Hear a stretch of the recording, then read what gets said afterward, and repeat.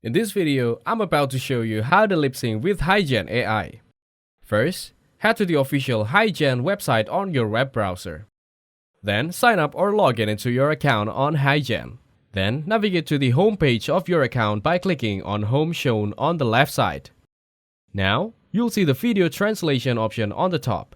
Next, you can click on it and upload the video by either uploading from the file or video URL.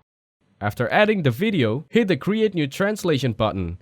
Then, choose the target language by clicking on the plus button. You can add more than one language in the targeted languages.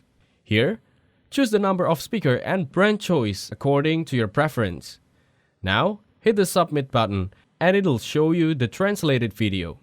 Next, you can click on the video and watch its translated version. In this way, you can also translate your video and lip sync with HeyGen AI. Thanks for watching, don't forget to like and subscribe.